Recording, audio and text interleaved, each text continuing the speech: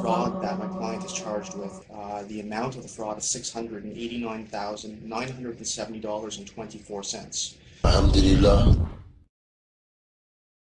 I met up with a woman, and that woman, she was Muslim, and her mom, she told me that I should look up into Islam, and it's then that I started doing my own research. So I was reading like books, and I read the Quran, and I was really surprised to find that in the Quran that they had like the same prophet that there was in the Bible. Even at a point that I didn't understood how Muslim will understand the Quran, because in the Bible they have like the beginning of the story, and the Quran just completed it. So and I started to do my own research, like even like a lot. I was researching, and the only problem that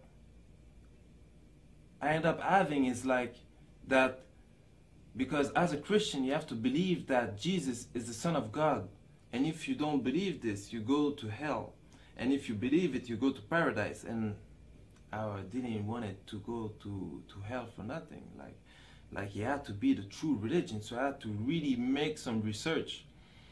And alhamdulillah, I found that Islam was the truth, and I made my shahada.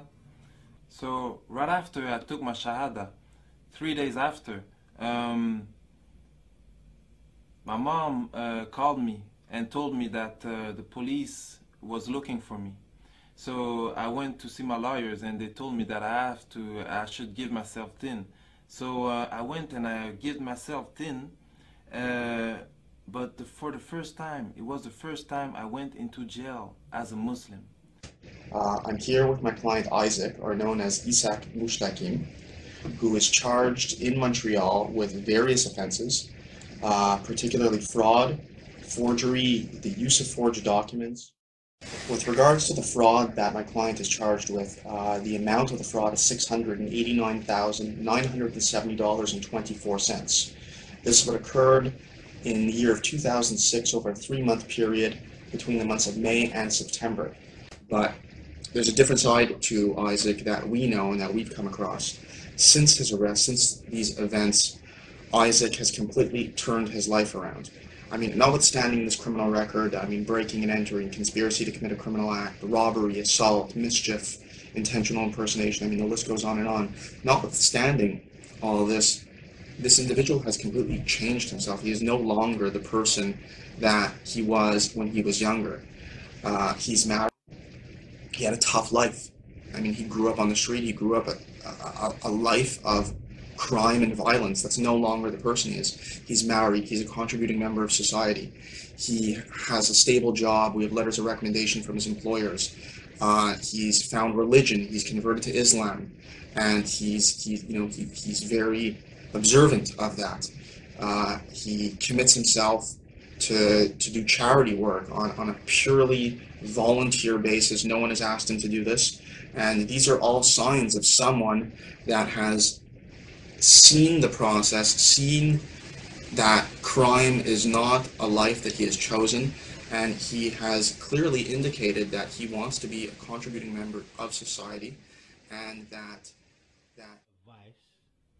What advice have you got to Muslims and non-Muslims regarding Islam? But because more that because before I never knew like Muslim people. If there was Muslim people around me, I didn't know because they never talked to me about Islam. I really think that there was no Muslim around me. But now that I'm a Muslim and I'm just like hanging out with Muslim and seeing Muslim, there's a thing that really like get me sad, you know?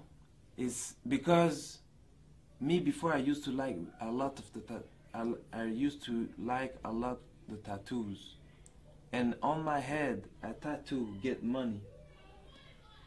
But more that I see little kids, like young kids, young Muslim, I realize that they have the same tattoo that I have, but not on their head. They have it on their heart, and they want to compromise their Islam for money, for like seriously stupidity. Like I don't, and that get me like really sad that they don't know the value of what they really have,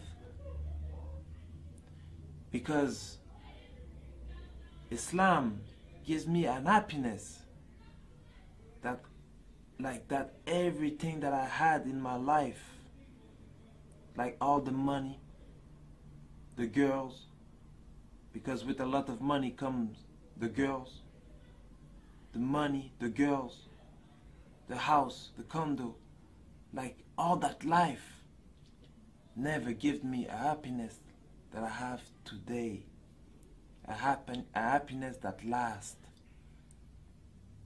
And for the non-Muslim, seriously, before, like I didn't know nothing. For real, me before, I will never thought I will be a Muslim. Never.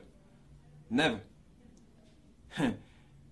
So seriously, like what they're showing like in the media, because we all think like, we think like Muslim is like crazy people with beard that want to blow themselves up. Like I don't understand. Like what you see in the media is not the real thing. Really, if you want to learn something, you open the book and you read. And before I used to not read, never read. But seriously, when you read about Islam, it's the best thing that you can learn. And even if you're not interested about changing your religion or getting a religion, at least just read it for like education. Just read it so you know what they're talking about. Why so much people are turning into Islam? Why? You have to question yourself, like, because everybody has a brain. Maybe you believe there's a God or not. I believe there's a God, and a God like give us a brain, and the brain is to think. So I just ask you to think by yourself. Don't think like don't just follow what the media gives you. Like think by yourself and read. Like read the Quran. There's translation of the Quran in French, in English, in all the language. So just read, try to really learn about Islam, and don't look what the Muslims are doing, because that's a lot of people say like, but I know a Muslim. A lot of Muslims, we're human beings and we all do mistakes, and there's a lot of Muslims that like there's only one Muslim, and that was a prophet that really like can live what the religion, the Prophet ﷺ, like that really like lived what the religion was teaching. But all the Muslims, most of the Muslims, even me, I'm not a perfect Muslim. We all try to be good. We all try, but you can't learn the religion by looking at me or hearing what I'm saying. So that's why I'm saying go read the Quran and learn about Islam from its source. Assalamu alaikum wa rahmatullahi ta'ala wa barakatuh.